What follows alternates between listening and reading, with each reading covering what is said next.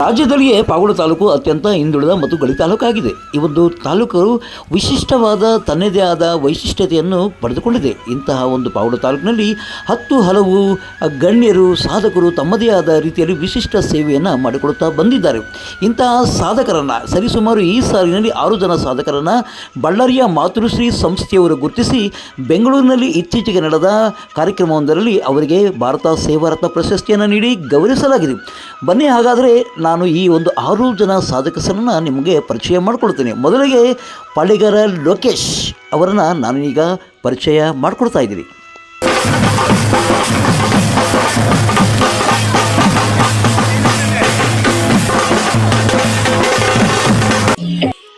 ಪಾವಗಡ ತಾಲೂಕಿನಲ್ಲಿರುವ ನಿಡಗಲ್ಲು ತುಮಕೂರು ಜಿಲ್ಲೆಯ 2ನೇ ಹಂಪಿ ಎಂದು ಪ್ರಸಿದ್ಧಿಯಾಗಿದೆ. ಇಲ್ಲಿರುವ ರಾಜ ಮಹಾರಾಜರುಗಳ ಅನೇಕ ಕುರುಹುಗಳು ಈಗಲೂ ಸಹ ಇದೆ. ಇಂದಿನ ನಿಡಗಲ್ಲು ಗ್ರಾಮವನ್ನು, ನಿಡಗಲ್ಲು ಒಂದು ಬೆಟ್ಟವನ್ನು ಅಭಿವೃದ್ಧಿಗೊಳಿಸಬೇಕು ಅನ್ನುವ ಉದ್ದೇಶದಿಂದ ಪ್ರತಿ ವರ್ಷ ನಿಡಗಲ್ಲು ಉತ್ಸವವನ್ನು ತನ್ನದೇ ಆದ ರೀತಿಯಲ್ಲಿ ಯಾವುದೇ ಸರ್ಕಾರದ ಅನುದಾನವಿಲ್ಲದೆ ಹಮ್ಮಿಕೊಳ್ಳುತ್ತಾ ಬಂದಿದ್ದು, ಸರ್ಕಾರದ ಗಮನವನ್ನು ಸೆಳೆಯುತ್ತಿರುವ ಹಿನ್ನೆಲೆಯಲ್ಲಿ ಲೋಕೇಶ್ ಪಾಳಗಾರ್ ಅವರಿಗೆ ಭಾರತ ಸೇವಾ ಪ್ರಶಸ್ತಿ ನೀಡಿ ಗೌರವಿಸಲಾಗಿದೆ.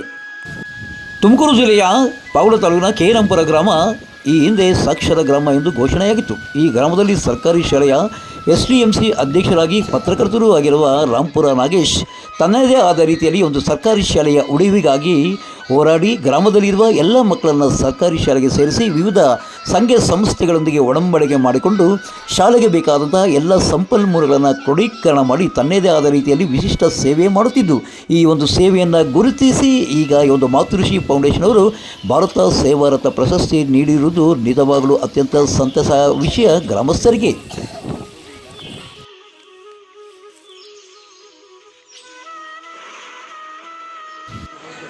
ಪಾವಗಡ ತಾಲೂಕಿನ ಮೆಕ್ಯಾನಿಕ್ ವೆಲ್ಫೇರ್ ಸಂಘದ ಅಧ್ಯಕ್ಷರು ಹಾಗೂ ಯುವ ಭಾರತ್ ಟ್ರಸ್ಟ್ನ ಅಧ್ಯಕ್ಷರು ಆಗಿರುವ ಯೂನಿಸ್ ಅವರಿಗೆ ಈ ಬಾರಿಯ ಬಳ್ಳಾರಿಯಲ್ಲಿ ನಡೆದ ಕಾರ್ಯಕ್ರಮದಲ್ಲಿ ಭಾರತ ರತ್ನ ಸೇವಾ ಪ್ರಶಸ್ತಿಯನ್ನು ನೀಡಿ ಗೌರವಿಸಲಾಗಿದೆ. ಯೂನಿಸ್ ಅವರು ಉಚಿತವಾಗಿ ಆಂಬ್ಯುಲೆನ್ಸನ್ನು ನೀಡಿ ರೋಗಿಗಳಿಗೆ ಬೆಂಗಳೂರು, ತುಮಕೂರು ಆಸ್ಪತ್ರೆಗಳಿಗೆ ಸಾಗಿಸಲು ಉಚಿತವಾಗಿ ಸೇವೆ ಮಾಡುತ್ತಿರುವ ಹಿನ್ನೆಲೆಯಲ್ಲಿ ಅವರಿಗೆ ಈ ಒಂದು ಗೌರವ ಸಂದಿದೆ.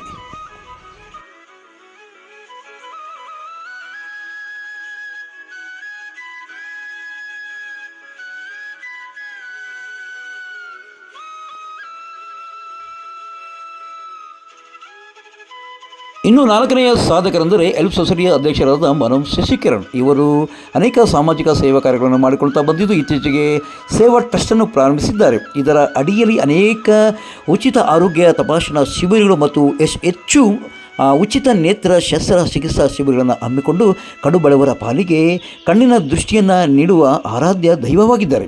ಇವರಿಗೆ ಈ ಒಂದು ಬಳ್ಳಾರಿಯ ಟ್ರಸ್ಟ್ ಅವರು ಬೆಂಗಳೂರಿನಲ್ಲಿ ಭಾರತ ರತ್ನ ಸೇವಾ ಪ್ರಶಸ್ತಿಯನ್ನು ನೀಡಿರುವುದು ಅನೇಕ ಬಡ ರೋಗಿಗಳು ಸಂತಸವನ್ನು ವ್ಯಕ್ತಪಡಿಸಿದ್ದಾರೆ. 5ನೆಯ ಸಾಧಕರಾದ ಶ್ರೀ ಓಬಳೇಶ್ ಪಾಳಗಾರ್ ಅವರು ಶಿಕ್ಷಕರ ಕ್ಷೇತ್ರದಲ್ಲಿ ವೇದ ತರಬೇತಿಗಳ ಸೇವೆಗಾಗಿ ಅವರಿಗೆ ಈ ಒಂದು ಪ್ರಶಸ್ತಿಯನ್ನು ನೀಡಿ ಗೌರವಿಸಲಾಗಿದೆ. ಇನ್ನು ದೂರದ ಗುಜರಾತ್ನಲ್ಲಿ ಹುಟ್ಟಿ ಬೆಳೆದು ಪಾವಗಡದಲ್ಲಿ ಬಂದು ಬಟ್ಟೆ ವ್ಯಾಪಾರ ಮಾಡಿಕೊಂಡು ನೆಲೆ ನಿಂತ ನರ್ಸಿ ಪಾಟೀಲ್ ಅವರು ಎಲ್ಲರ ಹೃದಯವನ್ನು ಗೆದ್ದ ಹೃದಯ ಶ್ರೀಮಂತ. ಯಾಕಪ್ಪ ಅಂದರೆ ಕನ್ನಡ ಸೇವೆಯನ್ನು ತನ್ನದೇ ಆದ ರೀತಿಯಲ್ಲಿ ವಿಶಿಷ್ಟ ಸೇವೆಯನ್ನು ಮಾಡುತ್ತಾ ಕರ್ನಾಟಕ ರಕ್ಷಣಾ ವೇದಿಕೆಯ ಉಪಾಧ್ಯಕ್ಷರಾಗಿ ತನ್ನದೇ ಆದ ರೀತಿಯಂಥ ಸೇವೆ ಸಲ್ಲಿಸುತ್ತಿರುವ ಹಿನ್ನೆಲೆಯಲ್ಲಿ ಅವರಿಗೆ ಒಂದು ಭಾರತ ರತ್ನ ಸೇವಾ ಪ್ರಶಸ್ತಿಯನ್ನು ನೀಡಿ ಗೌರವಿಸಲಾಗಿದೆ. ಬಳ್ಳಾರಿಯ ಮಾತೃಶ್ರೀ ಸಂಸ್ಥೆಯ ವತಿಯಿಂದ ಭಾರತ ಸೇವಾ ರತ್ನ ಪ್ರಶಸ್ತಿಯನ್ನು ಪಡೆದುಕೊಂಡ ಈ 6 ಸಾಧಕರಿಗೆ ನಮ್ಮ ಪಾವಗಡ ಪವರ್ ನ್ಯೂಸ್ ವತಿಯಿಂದ ತುಂಬು ಹೃದಯದ ಅಭಿನಂದನೆಗಳನ್ನು ಸಲ್ಲಿಸಲಾಗುತ್ತಿದೆ.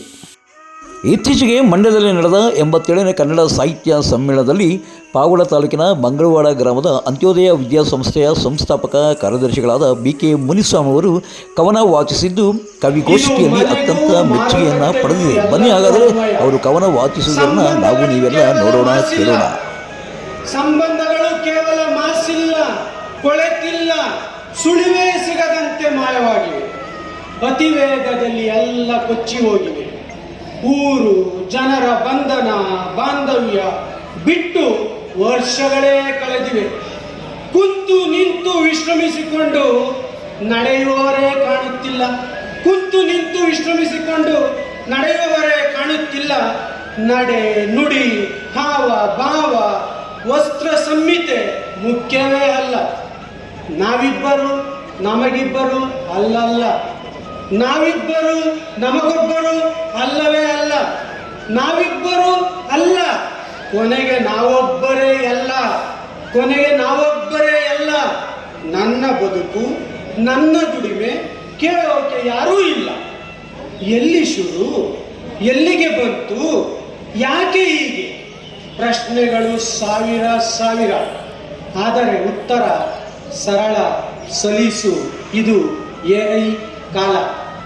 ಭಾಗ 2. ಹಬ್ಬ ಹರಿದಿನ ಜಾತ್ರೆ ಜಾಗರಣೆಗಳ ನೆನಪೇ ಇಲ್ಲ. ಮದುವೆ ಶಾಸ್ತ್ರ ಸೀಮಂತ ವ್ರತ ಒಪ್ಪತ್ತು ಗೊತ್ತೇ ಇಲ್ಲ. ಹೆರಿಗೆ ಬಾಣಂತನ ತಿಥಿ ಕರ್ಮ ಸೂತಕ ಬೇಕಾಗಿಲ್ಲ. ಗುರು ಹಿರಿಯರ ಆಶೀರ್ವಾದ ಹಾಗಂದರೇನು?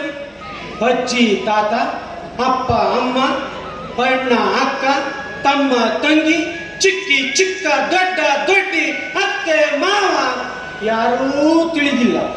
ನೆಂಟರು ಎಂದರೆ ಯಾರು? ಕೈ ಮುಗಿ ಕಾಲಿಗೆ ಬೀಳು ಗೊತ್ತೇ ಇಲ್ಲ. ಶಬ್ದಕೋಶಗಳು ಅಳತಾಗಿವೆ, ಶಬ್ದಕೋಶಗಳು ಅಳತಾಗಿವೆ. ಗೋವು ಗಂಜಲ ಸಗಣಿ ಸಾರಣೆ ನೋಡೇ ಇಲ್ಲ. ವಿತ್ತಲ ಮರದಲ್ಲಿ ಜಗಿಡಿದ ಮಾವು ಕೀಳೋರಿಲ್ಲ. ಹಿತ್ತಲ ಮರದಲ್ಲಿ ಜಗಿಡಿದ ಮಾವು ಕೀಳೋರಿಲ್ಲ. ಬಳ್ಳಿ ತುಂಬ ಹೂ ಬಿಟ್ಟರು ಮುಡಿಯೋರೇ ಇಲ್ಲ.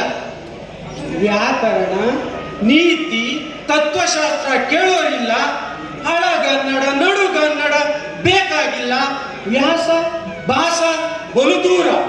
ಚಂಪು ಛಂದಸ್ಸು ವೃತ್ತ ರಗಳೆ ವಚನ ತಿಳಿಯುವುದೇ ಇಲ್ಲ.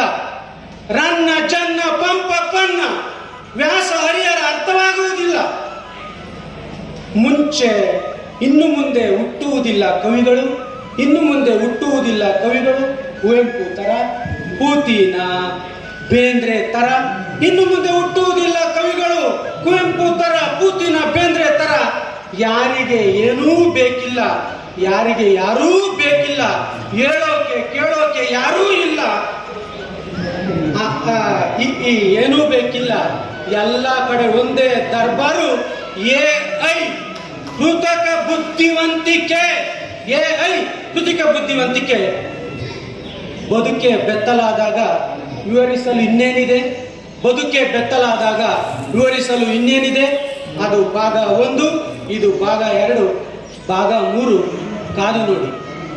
ಕೇಳಿದಿಲ್ಲ BK ಮುನಿಸ್ವಾಮಿಯವರ ಈ ಒಂದು ಕವನವನ್ನು ಎಷ್ಟು ಅದ್ಭುತವಾಗಿದೆ. ನೀವೆಲ್ಲರ ಕೇಳಿ ಒಂದು ಮೆಚ್ಚುಗೆಯನ್ನು ವ್ಯಕ್ತಪಡಿಸಿ ಅವರು ಹೇಳಿದ ಹಾಗೆ ಭಾಗ 3ನೇ ಒಂದು ಕವನವನ್ನು ವಾಚಿಸೋದಕ್ಕೆ ನಾವು ನೀವೆಲ್ಲ ವೆಯ್ಟ್ ಮಾಡೋಣ.